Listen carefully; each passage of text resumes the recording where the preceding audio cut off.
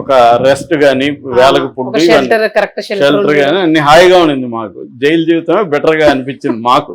కానీ ఇవాళ అందరూ మనం సౌకర్యాలకు అలవాటు అవుతున్నాం. ఫర్ ఎగ్జాంపుల్ సింపుల్ ఏంటంటే వెస్ట్రన్ కమోడికి అలవాటు అయిన వాళ్ళు కింద కూర్చోలేరు. అందులో 50 దాటిన ఇలాంటి వాళ్ళు వాళ్ళకి మోకాళ్ళు కానీ మొత్తం నడుములు ఇరిగిపోతాయి, మోకాళ్ళు వంగవు, ఇవన్నీ కష్టం వాళ్ళకి. సో ఇట్లా జైలు జీవితం అనేది ఖచ్చితంగా దుర్బలంగానే ఉంటుంది. రెండోది దోమలు ఉంటాయి. ఈయన లాంటి వాళ్ళని అసిస్టెంట్ ఇస్తారు కానీ ఎంత ఇచ్చినా కూడా చాలా కష్టమైపోతుంది. రెండోది ఫోన్లు కానీ ఏముండవు. ఫోన్లు వాడాలంటే డబ్బులు ఇస్తే అవుతాయి చాలా చోట్ల. కానీ ఇప్పుడు పొలిటికల్ రైవలరీ కాబట్టి వీళ్ళకి ఏమన్నా ఇస్తే జైలు అధికారుల మీద చర్యలు ఉంటాయి. అందుకని వీళ్ళు భయపడి ఏమి ఇవ్వరు వీళ్ళకి. కాబట్టి మామూలుగా అరెస్ట్ అయితే డబ్బు ఉంటే మినిమం సౌకర్యాలు పొందొచ్చండి జైల్లో. అంటే బయట నుంచి ఫుడ్ తెచ్చుకోవడం, ఇట్లా ములాఖతులు మంచిగా రావడం, తర్వాత జైల్లో కూడా కొంత నీట్గా చూసుకోవడం, ఇవన్నీ డబ్బులు ఇచ్చి మేనేజ్ చేస్తారు చాలా మంది. ఒక అమ్మాయిలు దొరకదు తప్ప మిగతా అన్ని కూడా జైల్లో పొందేవాళ్ళని నేను చూశాను. ఇది నాన్ వెజ్ ముందు కూడా వెళ్ళేది.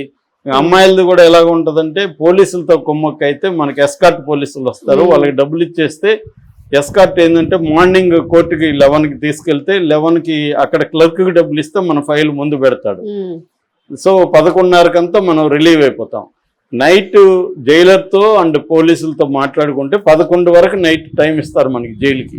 సో మార్నింగ్ 11:30 నుంచి నైట్ 11:30 12 అవర్స్ మనం ఫ్రీ అనమాట. అంటే మనల్ని ఎక్కడ మన ఇంటికి తీసుకోమంటే తీసుకెళ్తారు, లేదా హోటల్కి తీసుకెళ్తారు. అక్కడ భార్యతోనో గర్ల్ ఫ్రెండ్తోనో ఎవరితో గడపాలంటే గడపచ్చు. మందు పార్టీ ఉంటుంది, బిర్యానీ చేయొచ్చు, ఇవన్నీ జరుగుతాయి. అవన్నీ జరుగుతాయి అనమాట. చేసేవాళ్ళు చేస్తారు ఇవి. సో కానీ పొలిటికల్ రైవలరీ వైసీపీ వాళ్ళకి ఇవన్నీ అలో చేయరు. చేస్తే వాళ్ళ ఉద్యోగాలు పోతాయి. అందుకని టఫ్ గా ఉంటది. సో ఈయనకి కూడా పైగా ఈయనకి హెల్త్ ఇష్యూస్ అన్ని ఉన్నాయి. సో అవన్నీ కూడా బయటకు వచ్చాయి. రెండోది హెల్త్ ఇష్యూస్ ఉన్నప్పుడు చంద్రబాబు ప్రభుత్వంలో చంద్రబాబు జగన్కి తేడా నేను చాలాసార్లు చెప్తుంటాను. చంద్రబాబుకి ఏంటంటే ముందు నుంచి కూడా వ్యవస్థల్లో పట్టుంది. అంటే న్యాయ వ్యవస్థ కావచ్చు, పోలీస్ వ్యవస్థ కావచ్చు, అనేక వ్యవస్థలు ఏమున్నాయో వ్యవస్థల మీద ఆయనకి గ్రిప్ ఉంది. రెండోది లీగల్ నెట్వర్క్ ఆయనకి చాలా బలంగా ఉంటుంది. జగన్కి అది లేదు. జగన్కి మనం ఆయన పెట్టే లాయర్లను చూస్తేనే మనకు అర్థమైపోతుంది. కాబట్టి వీళ్ళు మామూలుగా చంద్రబాబు పీరియడ్లో అరెస్ట్ అయిన పొలిటీషియన్లు ప్రైవేట్ హాస్పిటల్లో ఉన్న సంఘటనలు చాలా ఉన్నాయి. అచ్చెన్నాయుడు అరెస్ట్ అయ్యాడు, రమేష్ హాస్పిటల్లోనే ఉన్నాడు, హాయిగా రెస్ట్ తీసుకున్నాడు. కానీ ఈయన వల్లభనేనికి వచ్చేసరికి గవర్నమెంట్ హాస్పిటల్కి తీసుకుపోవడానికే కోర్టులతో కొట్లాడాల్సి వచ్చింది. సిక్ అయిపోయాడు, గుర్తుపట్టలేక అయిపోయాడు, బక్కగా అయిపోయాడు, ఇలాగైపోయాడు. పోసాని అంతే, పోసాని కోర్టులో ఏడ్చేసి కన్నీళ్లు పెట్టుకున్నాడు. ఇలాగా ఏమవుతుందంటే మామూలుగా జైలు సాధారణ ఖైదీలు అయితే డబ్బులు ఉంటే జైల్లో ఇచ్చేయచ్చు, డబ్బు లేని వాళ్ళు అక్కడైనా ఇబ్బందులు పడాల్సిందే.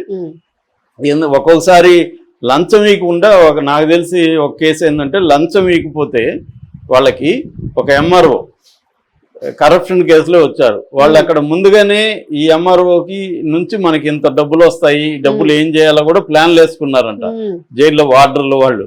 కానీ ఈయన ఇవ్వలేదు. ఇవ్వకపోయేసరికి తన టాయిలెట్లు గడిగించారు చేతులతో. దాంతో ఆయన అవమానంగా ఫీల్ అయిపోయి ఆత్మహత్య చేసుకున్నాడు జైల్లో. కిటికీకి టవల్తో ఊరేసుకొని చనిపోయాడు.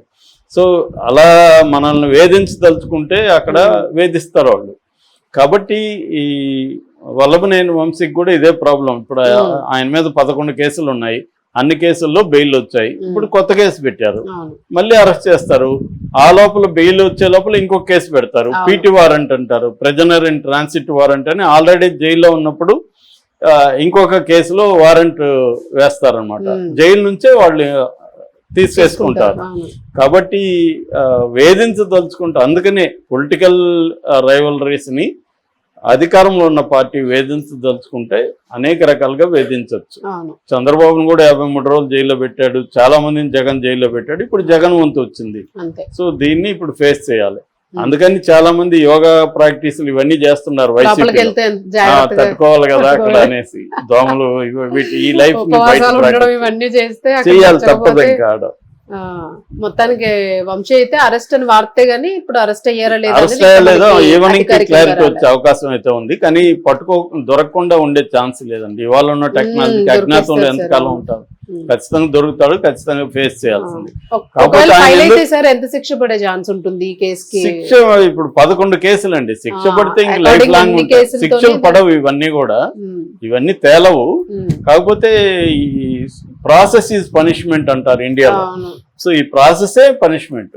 అది శిక్ష పడకుండానే మనకి ఇప్పుడు సాయిబాబా లాంటి వాళ్ళు 10 ఏళ్ళు జైల్లో ఉన్నారు కదా, కాబట్టి వీళ్ళు పెట్టదలుచుకుంటే ఏళ్ళ పాటు కూడా పెట్టదు.